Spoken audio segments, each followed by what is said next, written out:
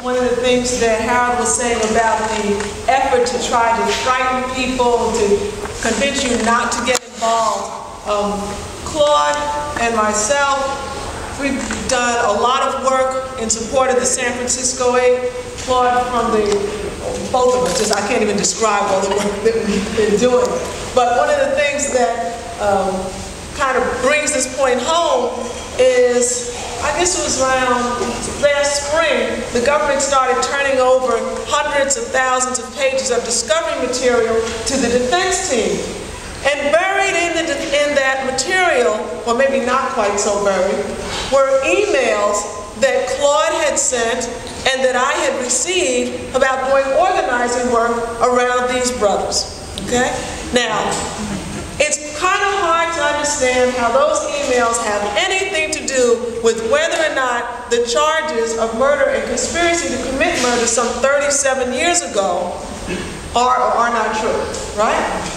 But what was the reason that they really shared those emails? It was to intimidate us and let us know that Big Brother, or Big MF, is watching. Yeah. And that we shouldn't be involved. So what did that do?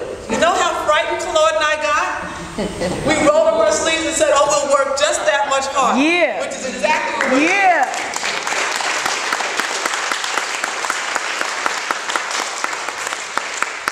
Hank is next.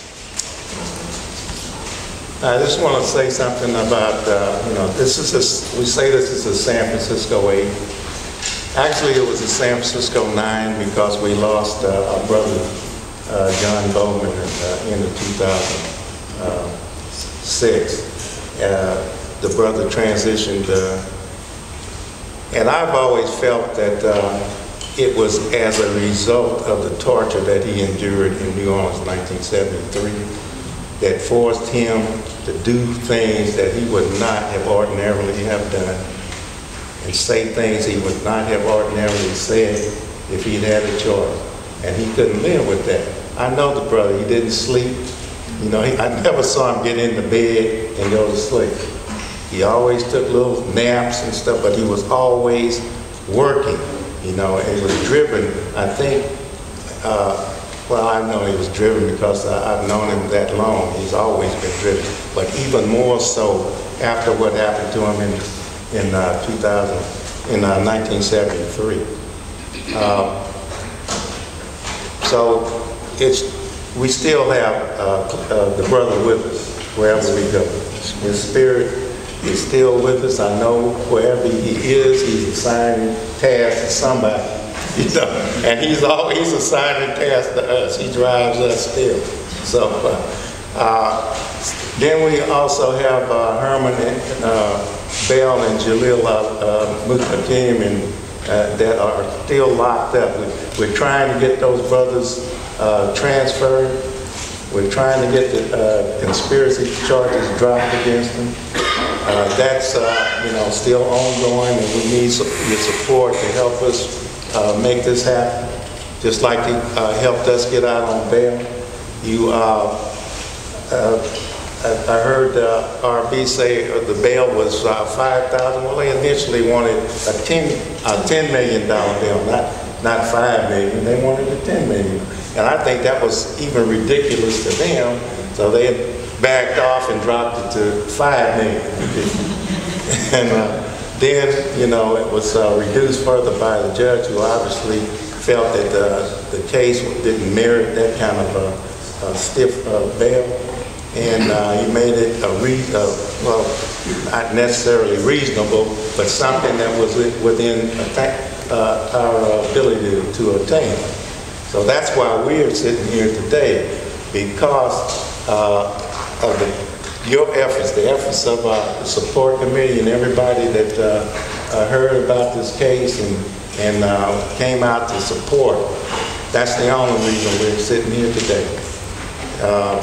And we want to thank everybody for that, first of all.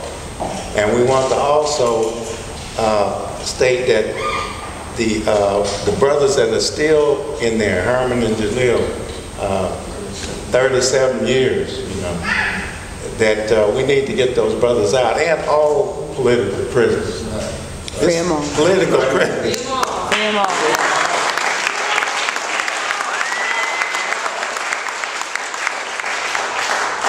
I've always said that this government tries to lock up its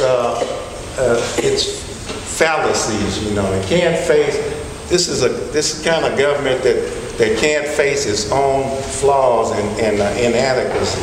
It hasn't brought a young nation that hasn't grown up. It doesn't play well with others. You know, it hasn't grown up enough to face its faults and admit it. So they try to hide the truth by locking up the brothers. You know, they don't even acknowledge, of course, you know this, they don't acknowledge political prisoners, women or men, right? So we must make them face the fact. And we must educate the general public about this. We spend a lot of time talking with each other about this and strategizing and, you know, having these get-togethers and what have you. Black Panther Party was created in a similar environment. And you know, I was a community activist. I saw this thing develop. These brothers got tired of talking and started going into, they put together a 10-point platform and program. Then they put together a survival program. Then they went out and they instituted the program. And they were willing to face whatever consequence arose from that. So this is what we have to do. You know, in my community, we're trying to put together a youth organization that is going to train some activists, critical thinkers, analytical thinkers that will address the problems confronting our community. Because if we don't, it'll be just like the Fillmore. It won't exist anymore. They'll gentrify the thing. We've already lost 2,400 black families since the 2000 census. So we have to get out in front of this, you know, on top of this thing now. We can't wait for that. That's something that the youth can do. They will devise, first of all, they'll create, imagine these programs, create them, and then they will institute them to serve the community, just like the Black Panther Party did.